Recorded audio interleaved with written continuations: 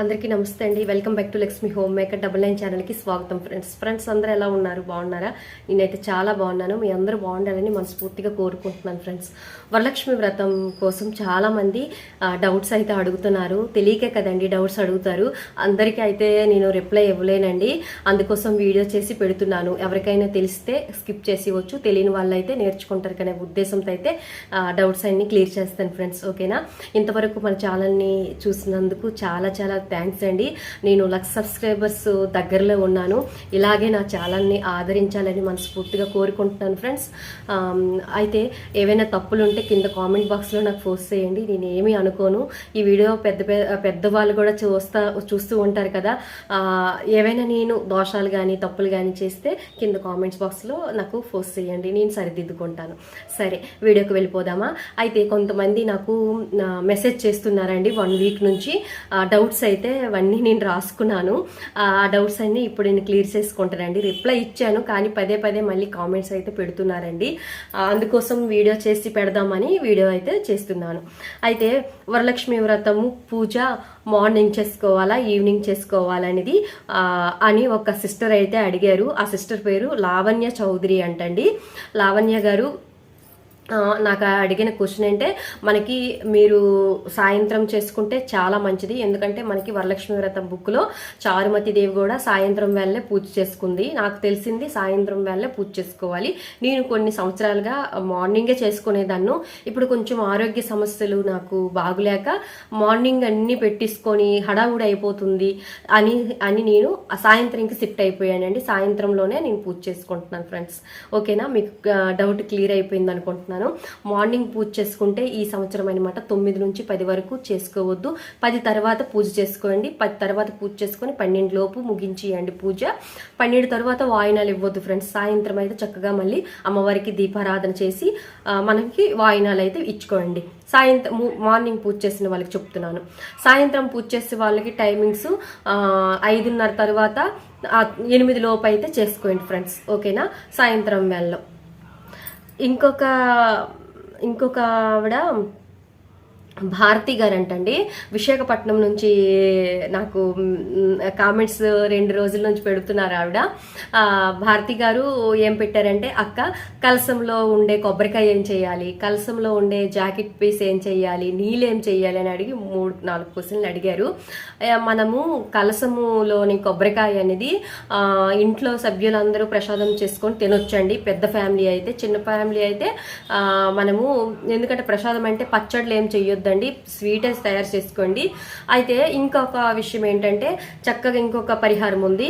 ఆ కలశము ఆ jacket piece ఉంటుంది కదండి, ఆ జాకెట్ పీసులో మనము ఈ కొబ్బరికాయ పెట్టించుకొని అందులో తెల్ల ఆవాలు, గురువింద గింజలు, గోమతి చక్రాలు వేసి కొంచెం గవ్వలు వేసి 2 చెప్పున మూటగట్టి ఆదివారం రాహుకాలం టైం ఉంటుందండి. 4 నుంచి 6:30 వరకు రాహుకాల టైం ఉంటుందండి. ఆ టైంలో మనము సింహద్వారం కట్టేయండి. ఫ్రెండ్స్, ఆ కలుషం, ఓకేనా? కలసములో కొబ్బరికాయ జాకెట్ పీసు మేము ప్రసాదంగా తయారు చేసుకొని తింటామంటే తినేయండి. ఆ జాకెట్ పీస్ అనేది మనము ఎవరైనా ఇంట్లో అత్తయ్యకి కానీ అమ్మకి కానీ పెద్దవాళ్ళు అయితే వాళ్ళు యూజ్ చేసినట్టుగా ఇచ్చేయండి. కొంచెం మంచిదే జాకెట్ పీస్ పెట్టండి, ఓకేనా? మీకు డౌట్ క్లియర్ అయిపోయింది అనుకుంటున్నాను. అందులో వాటర్ ఏం చేయాలని అడుగుతున్నారు. అందులో వాటర్ అంటే కలసంలో ఉండే వాటర్ అనేది మన ఇంటిలో ఎన్ని గదులు ఉన్నాయో అన్ని గదులు ఒక మామిడాకుతో కానీ తమలపాకుతో కానీ చల్లండి. ప్రతి వస్తువు పైన మన పైన చల్లుకోండి. ఆ తర్వాత ఏదైనా మొక్కల్లో వేసేయండి. ఇంకొక విషయం ఏంటంటే, కలశంలో ఉండే రూపాయి ఏం చేయాలక్క అని అడిగారు. శృతి అంట, అక్క కలశంలో కొన్ని ద్రవ్యాలు వేస్తాం కదా, అవి ఏం చేయాలి, రూపాయి కాయిన్స్ ఉంటుంది కదా, అది ఏం చేయాలని అడిగారు. ఆ రూపాయి కాయిన్ ఏంటంటే దేవుడి మందిరంలోనే అక్షయ పాత్రలోనే వేసుకోవచ్చు, లేదంటే మనం డబ్బులు దాచుకునే చోటు కూడా వేసుకోవచ్చండి, ఓకేనా? ఆ తర్వాత ఇంకొక సుజాత గారు అడుగుతున్నారు, అమ్మవారికి కలశము ఎప్పుడు కదపాలి అని అడిగారండి. అమ్మవారికి కలశం అనేది మనము అంటే అమ్మవారి పీట అనమాట ఆవిడ ఉద్దేశము.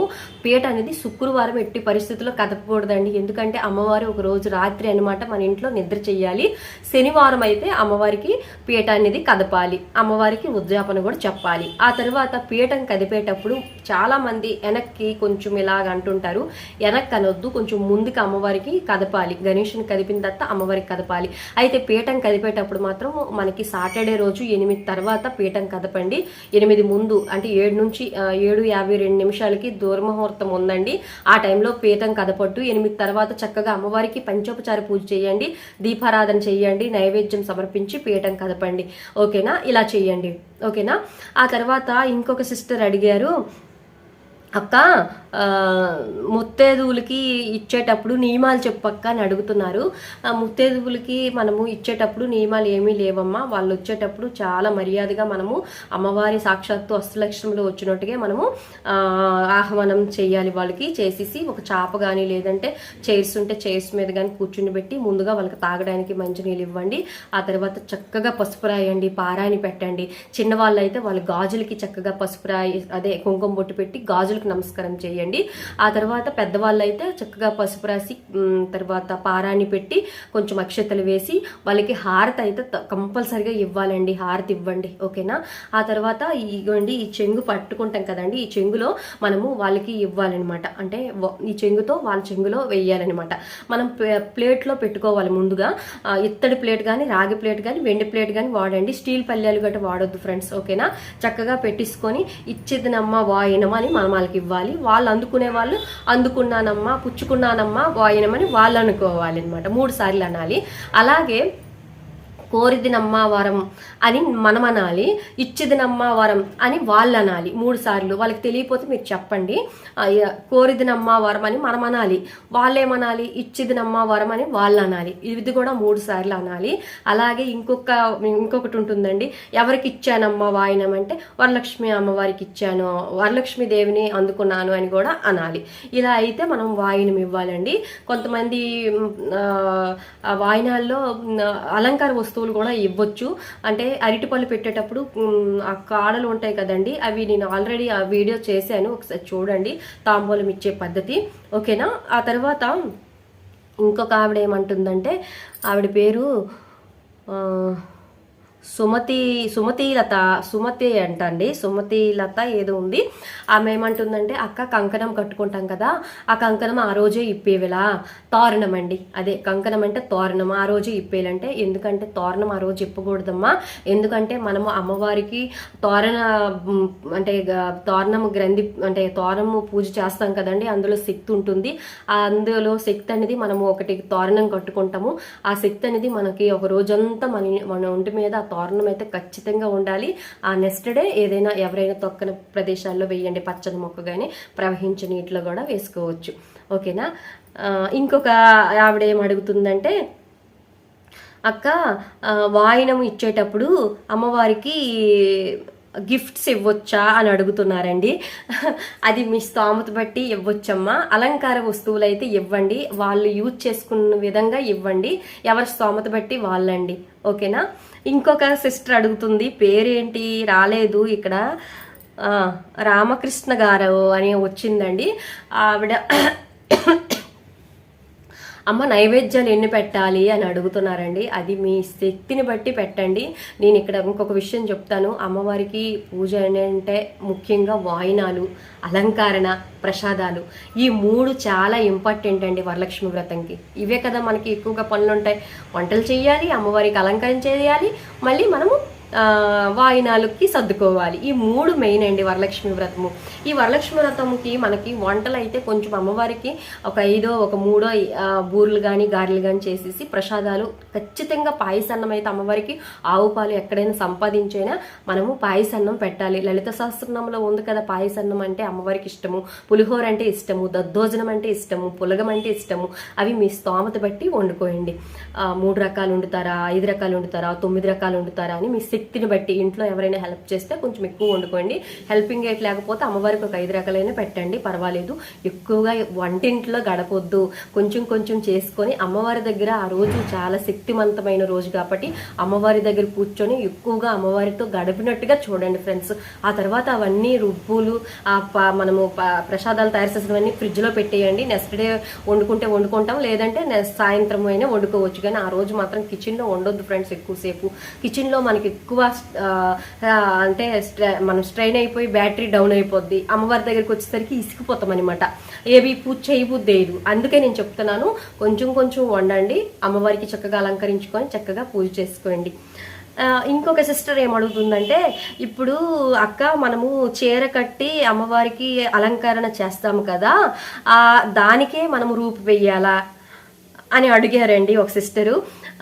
అలంకరణ అనేది మనము ఎవరిష్టం వాళ్ళదండి. అమ్మవారికి చక్కగా మనం ఒక పీఠం వేసి చీర కట్టి అలంకరణ చేస్తాము. అమ్మవారికి అంటే కూర్చుని పెడుతున్నాం అమ్మవారి మనం చూసుకుంటున్నాం. అమ్మవారి అందం అనేది ఆ రోజు మనం చూసుకుంటాము. కలసంకి వెయ్యాలమ్మ రూపు, అమ్మవారికి మనం అలంకరణకి మాత్రం వెయ్యొద్దు. కలస మాత్రం కంపల్సరిగా ఆ రోజు పెట్టుకోవాలి. చాలా మంది ఆనవాయితీ లేదంటారు, కానీ ఆనవాయితీ మనం చేసుకోవాలి. ఎందుకంటే కలసం లేనిదే పూజ లేదు. కలసంలోకే అమ్మవారికి ఆవాహయం చేసుకుంటున్నాము. కలసంలో ఆవాహయం చేసుకునేటప్పుడు ఖచ్చితంగా కలసం అయితే మనం పెట్టుకోవాలి కదా, కలసం అయితే ఖచ్చితంగా పెట్టుకోవాలండి.